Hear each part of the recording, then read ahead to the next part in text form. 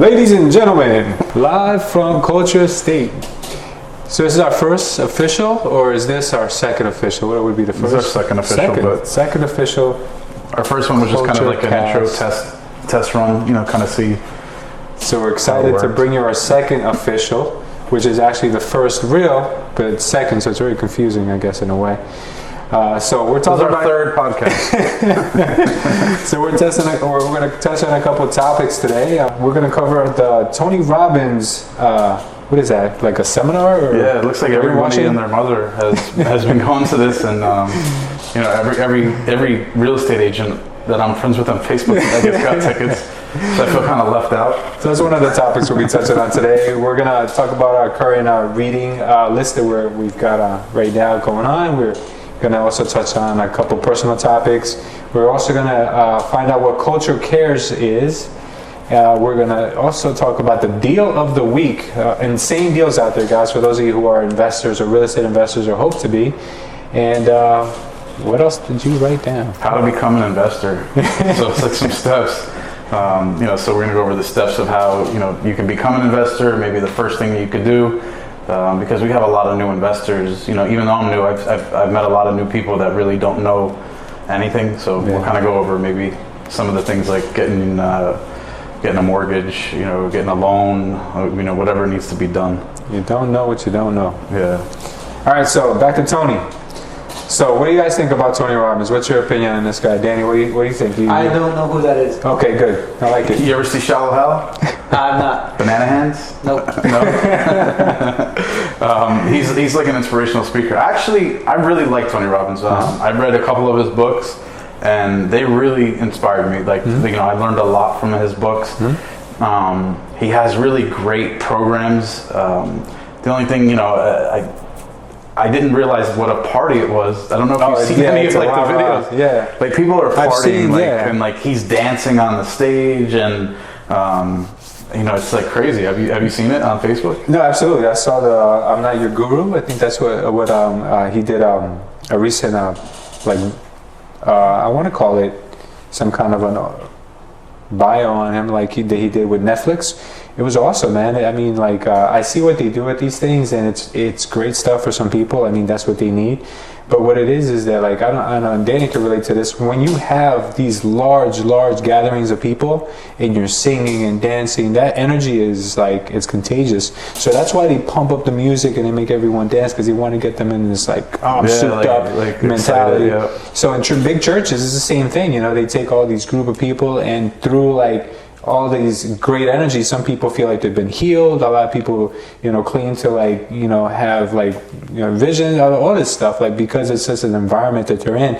So I think that the Tony Robbins concept is just basic human nature that he's been able to figure out, and it's just pulling the best things out of people by just making them connect with each other. So I think that part of it is great. Yeah, I mean, and it's it's one of those things that I see everyone posting this changed my life, and I think it's great, and I'm not going to dog that, but I just, the firewalk is what gets me. I don't understand how it could be possible. I saw hot coals and people walking. Have you ever seen that, Dan? The firewalk? No. What is that? They walk on hot coals? Thanks for joining us, Dan. Yeah, so they basically lay out these coals, right? And then they set it on fire, and it's real hot, and people walk through it barefoot, and it's after Tony Robbins blesses you or something, your feet can handle the burns. I would love to just see somebody burn their feet on that. I mean, to be honest, but I think it's one of those things that technically if you walk fast enough, you're not going to get burned, and people think it's they have this will. But it's still great. Motivation is key. More than anything, that's always books and teachings are always great. Yeah. Have you ever read a Tony Robbins book? I do, and I actually have his new one that I haven't gotten to yet. I've read a few of his books, but the one thing I will say is that it's great to have a mentor, and it's great to have somebody that can motivate you. But I feel this Tony Robbins thing has gotten to a point where they see him almost as a demigod, and that's where I don't agree with what a lot of these seminars are, because they don't go there to be better, they go there because they're worshiping Tony Robbins. Yeah, and like that's an what, idol like an almost. idol. So Yeah. that's what a little bit turns me off a little bit about that. I think he's reached that status where it's almost cult-like. So you know, a lot of his followers tend to have that, you know, little vibe about them. But not knocking the guy. Amazing story. He's come from very humble beginnings and he's gone through some crazy struggles. But I love the type of organization he's built. You know, I admire that. I just and I think his newest release he had on Netflix touches on that. Like, I'm not your guru. He wants to be more humble. He doesn't want to be the guy that people come worship. But you tell people that, but they still kind of do it anyway. Yeah, I mean, it's just like, you know, once you become famous, I did love him in that movie, Shallow Hal. Yeah. You know, because he's a giant. Like, I guess he's like 6'5", 6'6", or something like that, but he's got huge hands. And, you know, in the movie, Hal is like, he puts his hands on him, and he calls them banana hands because his fingers are so huge. And, you know, what does he do to him? Like, he Hypnotizes him or hypnotizes something, him to think, you know, like That ugly fat people chicks are hot, beautiful. yeah. It's like, you know, this whole thing. And, you know, it's hilarious. But, yeah, definitely, it's funny that I saw so many people. And then I started figuring out, like, the price because I started looking at it. It's It's not that expensive, bad. man. Like, I mean, for 4 days, you get a 4-day thing. I mean, $1,500 for like the VIP, $700 Oh, really? for a day. So Yeah. I mean, I was thinking like, oh, maybe I can get a ticket for like $100 or something. Like, and then I started looking. It's like a 3-day, you know, the thing that they do, like a seminar. Yeah, I always look at those things as that, you know, you're going to probably end up meeting a lot of people that you may connect with and do business with. So it's definitely worth it, and it's tax deductible. So I don't think that you can go wrong with something like that if you need it. Now, there's some people out there obviously who are self-motivated and they don't need to go to a Tony Robbins event to feel like, you know, they can take over the world. But some people do need it. So I do feel like it's important. So You know, let me ask you, who would be your number one person to go see live and you know, like in something similar to this? Well, and it's funny you asked that because I do have 2 events that I have on my horizon. The first one is I just saw that Gary Vaynerchuk is doing something at Madison Square Garden in October, which I'm definitely going to attend. I mean, it's in New York, and it's not just him. He's got a bunch of speakers there because his business and my business are so like interconnected. They're so close, and he's all about marketing. In our business, we have to always be marketing. So I admire the way he took the businesses that he's owned, and he's created a whole marketing organization around it, which is the same thing we're trying to do here. So I always love picking his brain. I love listening to things he has to teach. I've learned a lot from him. I think we've created Culture Estate to the point where it is today because of a lot of the things that I learned from him. Grant Cardone is another guy who I also really like, who has, you know, come from really bad past, and he's been able to overcome that. And he's got thousands and thousands upon thousands of units that he rents. And he did the 10X seminar last year that I missed. I couldn't go last year because we were just in the beginning stages of Culture Estate in Miami. This year is going to be in Las Vegas. I'm not missing it for the world. He's going to have speakers like Les Brown. He's going to have guys that are like super like known business people that are good.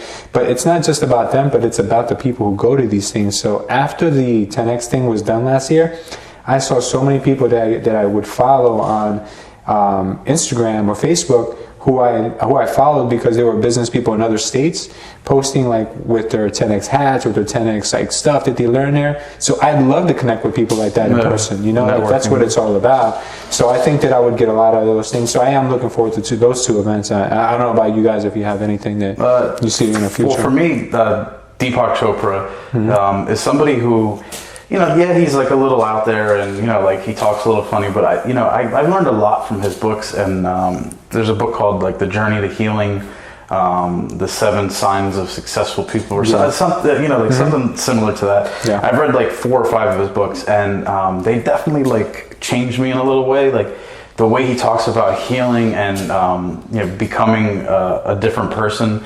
And he talks about like how your body changes every hour and then every day, so you could heal yourself. You know, because I've always had you know, some health issues and stomach problems.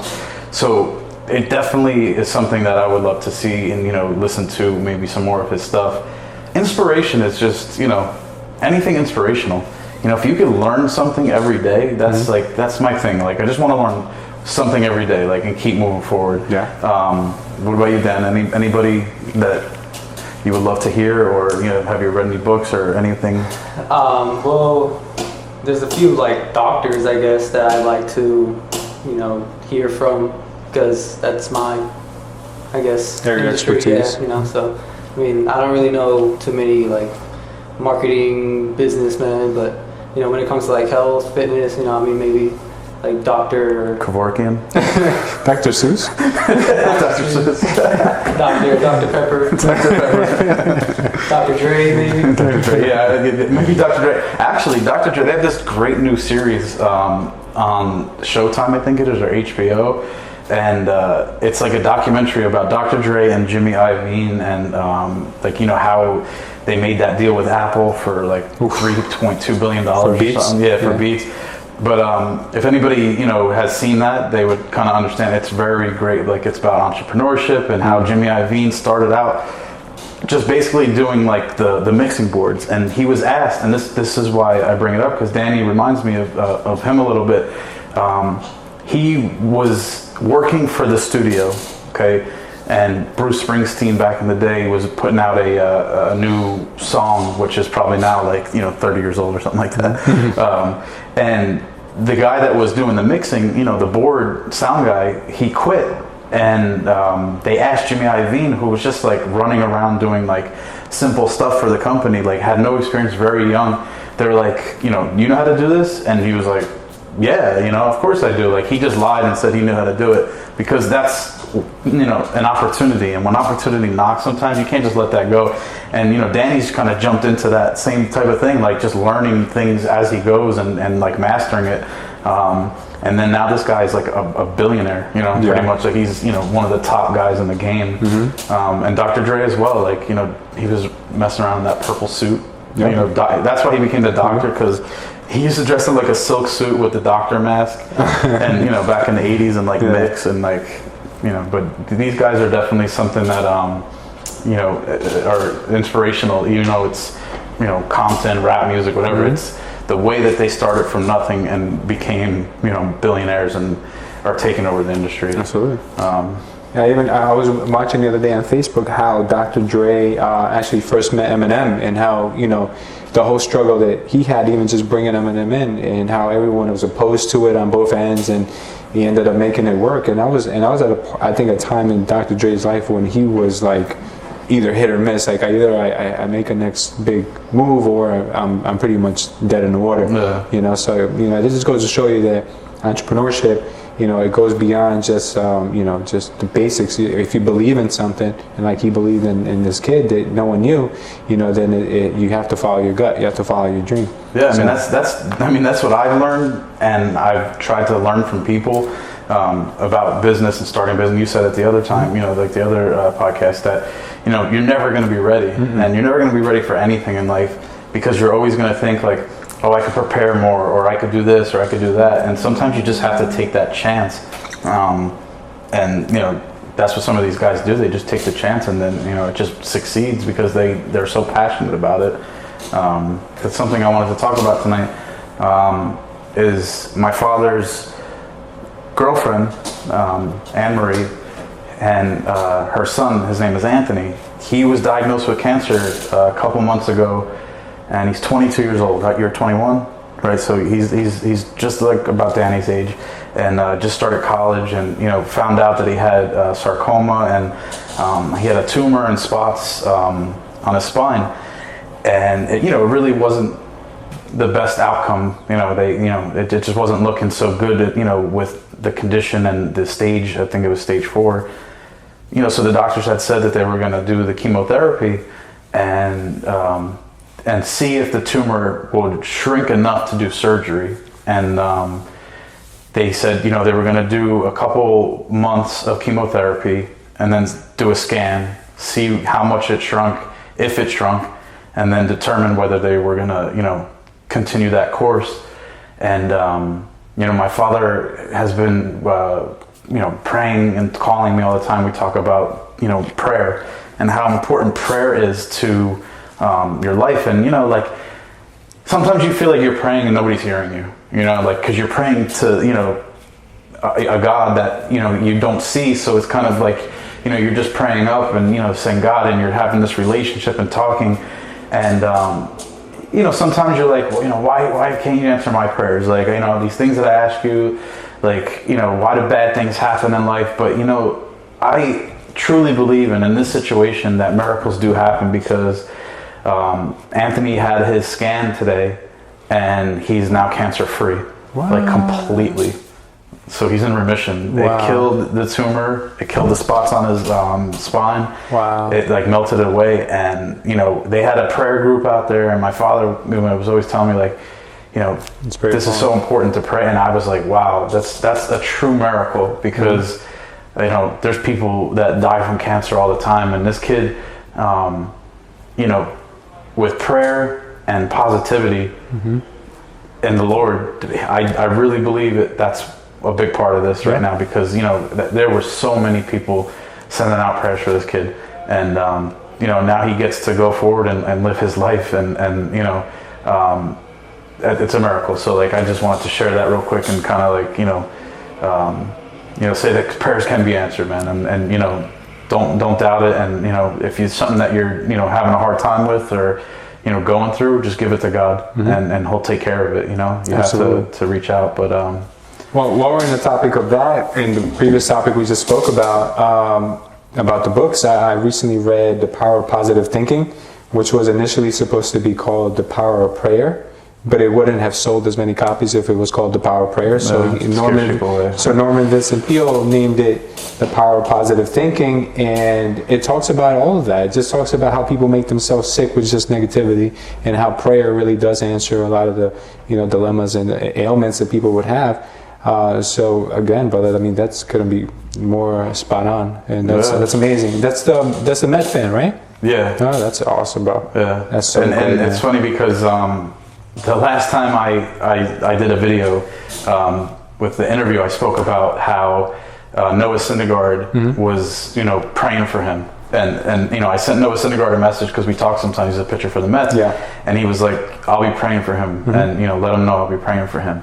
And recently, I got a message from one of my favorite baseball players growing up. His name was Mike Piazza. I got a message from his mother-in-law, because she saw that I posted something on Tag Mike on Facebook or Instagram, and she had reached out and said, like, you know, thank you, the Piazza family really appreciates it. And I had sent her a message because Anthony was wearing a Piazza jersey, and he's also a big Piazza fan. So I was trying to get maybe something to happen. You know, I was trying to like do anything I could, because I really wanted to like show this kid that people care, and that, like, you know, that you could reach the masses if you want to. You could reach anyone. And that's one thing that we could talk about one day, is how, like, if you set a goal, if you want to reach somebody, or if you want to talk to a specific person, you can make it happen. There's nothing that could stop you in this world. Like, if you think about it and really, you know, have that vision, you can make anything happen. So she sent me this message, and I sent her a picture of Anthony. I said, listen, is there any way like you could get Mike to maybe send a message,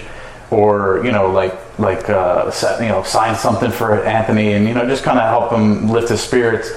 And she wrote me back today and was like, you know, I'll be with Mike at a certain date, and I'll let him know. I definitely think he'll, you know, do something. And she says that the last thing she's left with was, he will be in my prayers. I will be praying for him, and miracles do happen. And it was like right after I got that message.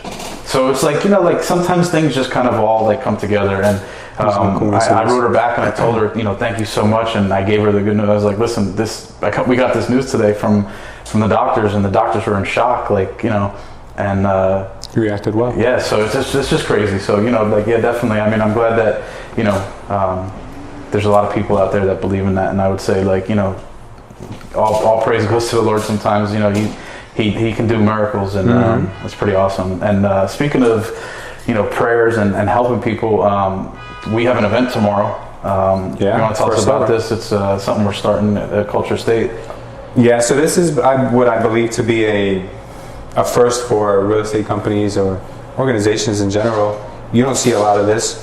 I've always been a big fan of Habitat for Humanity, because I've always been inclined to real estate and construction, and it's not as easy as you would think to get involved with them. You know, you gotta like find the perfect timing, and when they're working on a project, and you call them, they basically just tell you to donate money, which anyone can do. You know, that's fine, it's a great organization, but I actually wanted to be involved. So the North Central Jersey Association of Realtors, they do an event like this once a year. they'll pick a needy family or two, and then they'll go and they'll do a little landscape, and it's nice, you know, they take pictures and whatever, then it's over. But I felt like this family that I was sitting with not too long ago was a perfect family for that cause, but they needed to get this done right away. I couldn't wait till October to get them to get this stuff done. So I said, what would be better than a culture care day? You know, let's do something that we not only like say that we're, you know, community based, they will actually show that we're community based. Right. And we organize it ourselves, and we're going to be, you know, donating our time, our tools, our you know, even our families are going to participate in these things. So we're donating a lot of things that most places, most people wouldn't really consider doing. So we're going to go to a nice couple's home this week, an elderly couple. They're both elderly and disabled, and they really want to sell their house, not because they want to make money, but because they have to. They can't afford the taxes anymore. They don't have any income. So they have to sell their house in order for them to be able to live off of this money for the rest of their lives. But they told us that they couldn't afford to get a landscaper to come out and rake their leaves because they've had leaves on their house for over a year. So I said, you know what, don't worry about it. I think, you know, we'll figure something out. I didn't commit to them in that day. What I did was I regrouped, ran it through my office. I told everyone, all my agents, and everybody was like, I'm there. So from that moment on, we ordered the t-shirts. We're doing this great event tomorrow, and it's the first of many, and I'm really excited about it. It's going to be great for the culture estate. It's going to be good for our soul, and be great for the community. I mean, and that's how like great causes start, you know. It's not about, you know, just setting up a charity just for the sake of setting up a charity. It's like you see something that, you know, could be done, and, you know, you took action and started something, and, you know, instead of waiting for other people, you know, you started this, and Culture Cares, you know, if anybody out there that's listening to this, you know, wants to get involved and help us, feel free, you know, like, you know, if you know somebody that, you know, really can't take care of their own stuff, like, give us a call, and, you know, like, we'll definitely try to do what we can to help. And, you know, it's going to be something that is going to be great, you know, moving forward. You know, Culture Estate is always, you know, thinking ahead and thinking about people, you know, so it's really great that you're doing that, man. Absolutely. Yeah, I wish we would have had more time to prepare, but it was actually, you know, something that needed to happen right away. I think for the next few, we can set them up with more ample time. We can get more volunteers to come in from outside our organization, and we can just make a day of it, man. So we can do some great stuff together. That's awesome. Yeah, so look forward to that. What else we have on our agenda for tonight? So before we close out, I guess we'll just talk about the deal of the week. And, you know, what did you have on your plate this week? What was like the deal of the week that came in? So this week I had a really, really interesting scenario happen, and I apologize. Okay, that was that. I had a really interesting scenario happen to us this week. So we are working with a new client this week. Really great guy, and you know, he trusts me. I don't know if, you know, I guess I had that effect on him. And he said, look, I have this money to spend. I want you to, you know, go to a sheriff's sale for me, get me a nice property. I don't care where, just get me a good deal. So I found a couple properties prior to the sale, and I said, look, I have my eye on these. Let's check them out. So we checked out one in New Providence. It was a great condo. I've never seen anything like this before. This complex used to be, it was built in the early 80s. And it was built out to look like an antique village. So you have like the town blacksmith, you have the train station, you have like the town hall, and all these buildings were made as replicas of 1800s buildings. So it's so cool. It's got so much character, slate roofs, everything, really cool, cobblestone streets. So every single unit looks different, but they weren't residential condos in the beginning. What they were is they were made to be stores and shops. But during the 80s, you know, they had that, you know, real estate crash. So they never finished the project as a commercial project. So what they did was the people who owned it, I think, went belly up. Someone bought it out and turned it into residential. So now every one of these units is like quirky because they were built to be stores, but now they're actually residences. So you'll have like weird things about it, but each one is different. There's no two exactly the same. So these things sell for about like $500,000 and up. I was able to get him this property for $292. And the reason why I got it so cheap was because it was a real tricky situation. The guy carried 2 mortgages on his house. So the second mortgage company is the one that went to go to foreclose, but they weren't owed that much money. So everyone was terrified because they thought they were buying the second mortgage, but they weren't. Because when you buy a second mortgage, you still have to pay off the first, so you're still subject to the first. But what happened is that the second mortgage foreclosed, but they were only willing to bid up to $291, which means that they had been owed so little that after paying off the first mortgage, the remainder would go to them. So it actually turned out to be a great deal for my client. He scored probably like, the biggest deal that he could have ever imagined, and I'm super happy because I know that I got him for life now. Nice. So I think that was awesome. That was an amazing deal, and it's right on the train tracks in Murray Hill, so it's great for New Yorkers. So right around the corner from where I live. So. Mm-hmm. So it's really Yeah, nice. definitely. So that was the deal. And if people want more information on how to get something similar, I'm sure they could reach out to us, and we help them with the same. On the opposite note, I had 3 deals fall apart this week. Nice.